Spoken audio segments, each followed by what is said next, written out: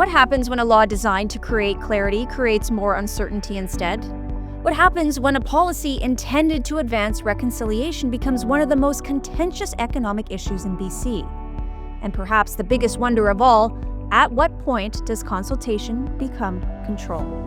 I'm Lyndsay Malchuk, and this is your Market Knowledge. Over the past several years, you've probably heard politicians, mining executives, Indigenous leaders, environmental specialists and organizations, investors and government officials talking about something called DRIPA. Yet for all the attention it receives, most people couldn't tell you what DRIPA actually is. So perhaps this is a good place to start. DRIPA, or the Declaration on the Rights of Indigenous Peoples Act, became law in here, BC, in 2019. It was designed to align provincial legislation with the principles of the United Nations Declaration on the Rights of Indigenous Peoples. Now, at its core, DRIPA was intended to advance reconciliation by creating a framework for greater Indigenous participation in decisions affecting traditional territories. The goal was not to stop development. The goal was to improve it. Now, the thinking was simple here. Better relationships would create better projects. Better projects would create greater certainty, and greater certainty would obviously attract better investment. Now, few people disagree with this vision. After all, Indigenous nations aren't looking to stop economic development. They want a meaningful seat at the table and the opportunity to participate in the economic benefits that development can bring to their communities. The expectation was that reconciliation and economic growth would move forward together. And here's where that conversation got way more complicated. Because here we are, 7 years later. BC finds itself at the center of a very different debate. And it's not a debate about reconciliation, it's a debate about certainty. Today, the question isn't whether Indigenous communities deserve a voice in major projects. Of course they do. The question is how decisions ultimately get made. Who has the authority? Who has the influence? And where does one end and the other begin? Those questions matter because BC's economic future is increasingly tied to major development projects involving critical minerals, energy infrastructure, transportation corridors, and transmission networks, and the supply chains governments continue to describe as essential to Canada's future.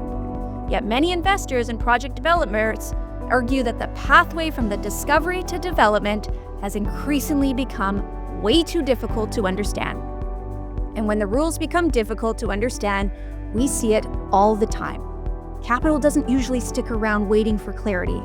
It moves. Not because investors are opposed to reconciliation, because investors need predictability. We know this. That's what makes DRIPA such an important conversation. The debate is no longer about what the legislation was intended to do. The debate is about what it's doing now. Has it delivered certainty that was promised? No. Has it strengthened partnerships? No. Has it improved confidence in BC as a place to invest? Certainly no. Now, what it has created is a whole new layer of uncertainty that few anticipated when the legislation was first introduced. Those questions extend far beyond BC, because whether government intended it or not, whether you agree or not with DRIPA, one thing became very certain here. BC became the national test case.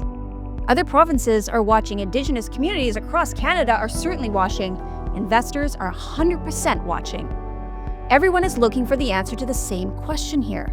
Can reconciliation and economic development successfully move forward together under this framework? Because if BC can demonstrate that balance, it could become a model for the rest of the country. But if it can't, that sends a very different message. A message about investment, a message about competitiveness, a message about whether large-scale development can realistically move forward under this framework. The conversation around DRIPA is no longer about intentions, it's about outcomes. And those outcomes will shape investment decisions, development opportunities, Indigenous partnerships, and ultimately, the future competitiveness of BC for years to come. And in many ways, that brings us right back to where we started. At what point does consultation become control? At what point does participation become authority, and who ultimately decides where that line exists? Because until those questions are answered, uncertainty will continue to fill the gap, and investors will continue to walk away. In an upcoming episode of the Markets and Leaders podcast, I'll be joined by returning guest Todd Stone, president of the Association for Mineral Exploration, or AME, to take a deeper look at this very issue and the implications it may have for BC's future. I'm Lyndsay Malchuk. This has been your Market Knowledge, and stay tuned.